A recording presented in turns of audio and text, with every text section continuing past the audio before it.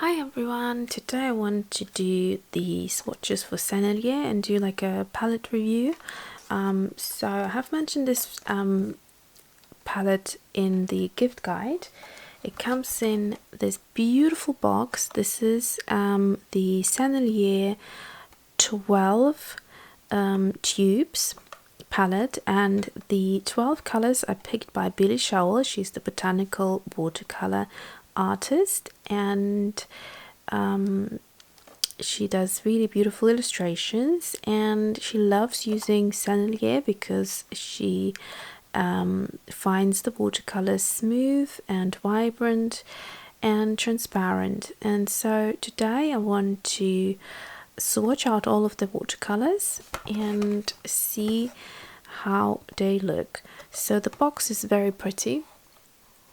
As you can see, it's got her illustration on there, and the tubes are 10 milliliters. And let's have a look at the palette. So it's a metal tin palette. It's got 4 sections for your mixing, and it's got one attached here.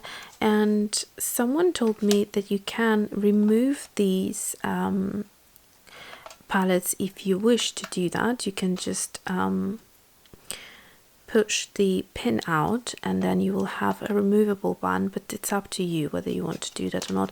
Now the sides of the palette are again not rolled, and so they are quite sharp, just like in the Schminke one, in the artist grade watercolors.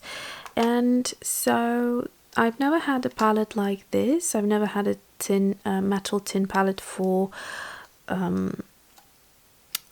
tubes, and so I will have to get used to using it. So I'm thinking today I'm going to squeeze out the colors into this palette and then use this palette to mix the colors if I need to, and that way I guess I can always have some watercolors ready to go, is what I'm thinking. So I'll probably somehow organize the blues to go into this compartment, yellows into here, and maybe the pinks. Well, somehow I'll see how I get on. But this is what they look like. It's just little kind of insert here, but it's not removable. It's attached to the tin, and you keep your tubes in like that,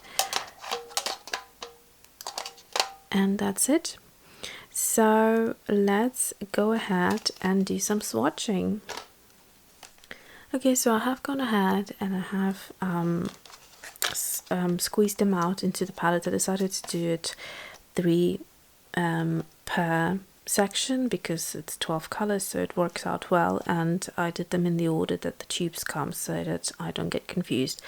I think with time I will arrange them according to the color order that I prefer, which is to start off with yellow and then kind of moving the blues behind the purple. I think that would work well as well. I like to start with the yellow, the lemon yellow always, and then have the darker yellows. So I think I'll rearrange that. And the blues as well, I always like ultramarine coming first after the purple, and then the rest of the blues. So but let's now go ahead and do some swatching. I think I'm going to turn it around this way.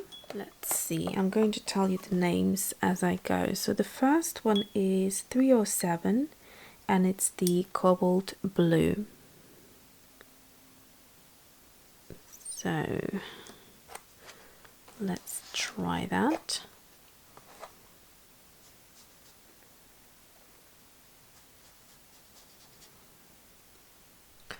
Okay, of course the memory card got full, so I had to stop there. So the next color is 314, and that is French ultramarine.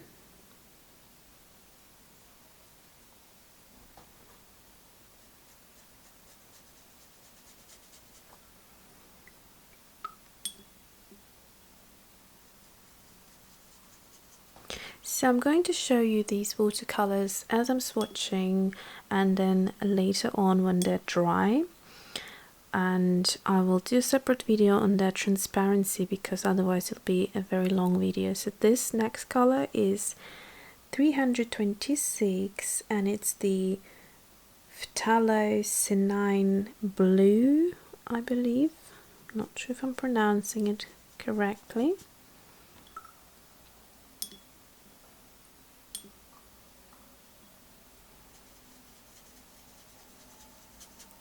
It's a pretty color. It's a warm toned, kind of like a turquoisey blue. So next one, I hope my brush is clean enough after these blues. I'm going to go into the 579, which is Sennelier Yellow Deep.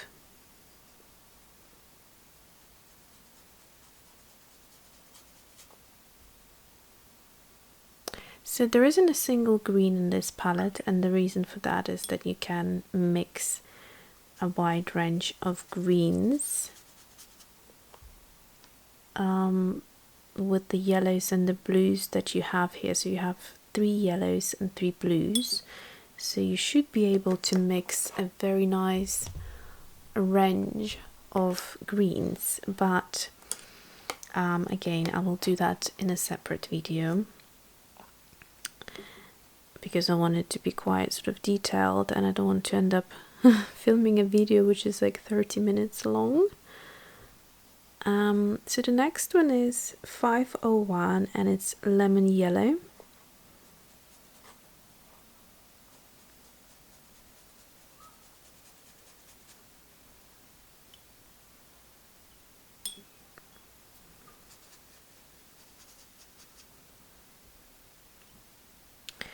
And then the final yellow is the 599 and it's the Quinacridone Gold, and that's the color I was quite excited about because I love Quinacridone Gold. I think it's just such a gorgeous color.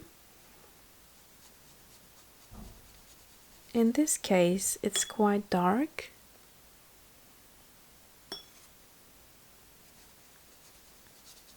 I'm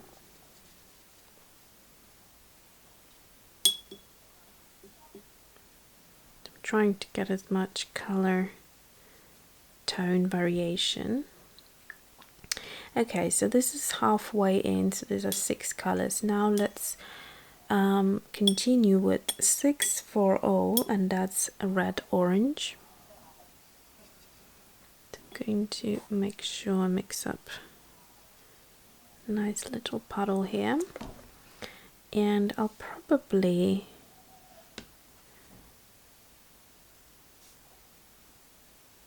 go up like that just because it makes more sense color-wise to me.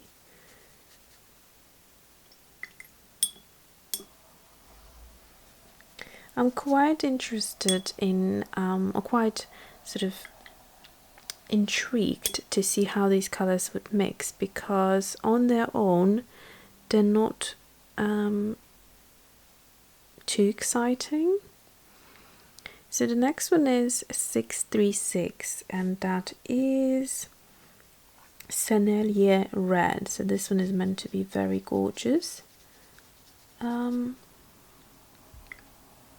Also, I'm really interested to see about the transparency, because swatching them so far, they don't come across as the most transparent watercolor that I have tried. Next one is 695. I don't know much about the brand. All I know is that they're French and their art is great, and they're really valued amongst watercolor artists. So for sure it's a good quality watercolor. It's just, what do you prefer? What kind of colors do you prefer? And transparency, and what is transparent enough for you might not be transparent enough for someone else. So this one is 695 and it's the Alizarin Crimson Lake. Next one is 690,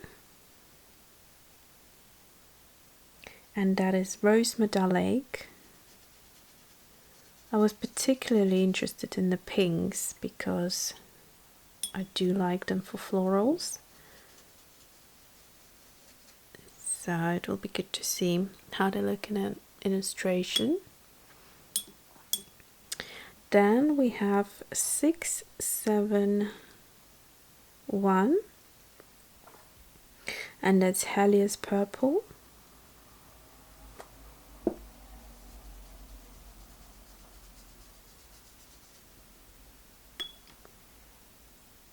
Pinks look good.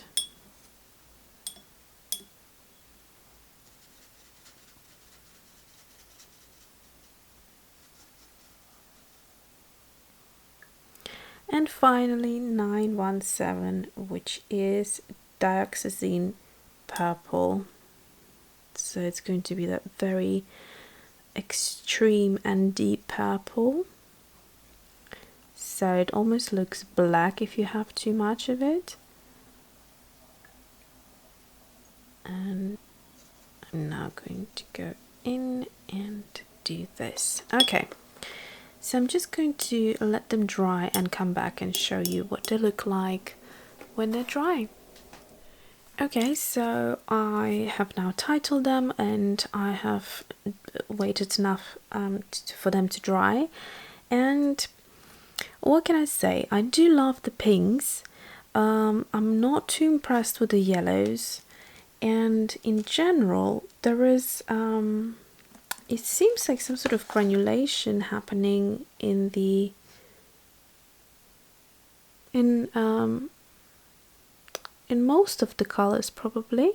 So this is actually like a smooth textured paper, so red orange has definitely granulation happening here, which is quite unusual for an orange color. And there are certain watercolors that I swatch and the color is just so gorgeous and so beautiful.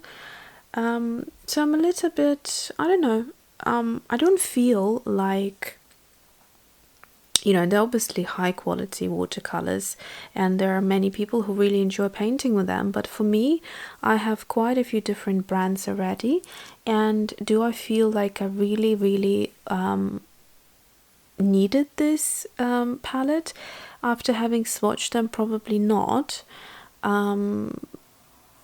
I, you know, quite easily these colors and the orange and the red, I think there are probably a couple of colors, maybe 2 or 3 colors that I think are really beautiful, but the rest I have and a lot more interesting. I don't mean to sound quite negative. It's just that I'm not bursting with excitement over these watercolors, and yeah, that's all I will say. I will, however, this is just my first impressions, by the way, just through swatching the colors, but I will go in depth and look at the transparency in a separate video. I will look at mixing different colors, and I'm particularly interested in mixing greens with these 6 colors and kind of seeing what I can come out with. So yeah, I hope this somehow was useful to you, and like I said, I don't mean to sound negative at all. It's just what I think based on doing these swatches and the first impressions compared to other watercolor brands that I have swatched, and I literally thought, oh my gosh, I have to share my excitement because I think that's, you know, that watercolor was mind-blowing or something quite special or something that I haven't experienced before. I can't quite say the same about these watercolors. I just wanted to add that the opinion I'm giving about these watercolors is my opinion, because I do paint a lot of florals, but I'm not a botanical watercolor artist in any shape or form, so I don't have the knowledge about it. But I did think that you need to have watercolors that are non-granulating and that are transparent, and that's from speaking to a friend of mine who is a botanical watercolor artist. And so she also, actually, she's the friend that I bought this palette for as a gift for her birthday, and she actually really liked it. She did say that a few colors she wouldn't have picked herself personally, but she did enjoy the watercolors. You know, like I said, I'm looking forward to try them out in different spectrums. So thanks for watching and see you soon.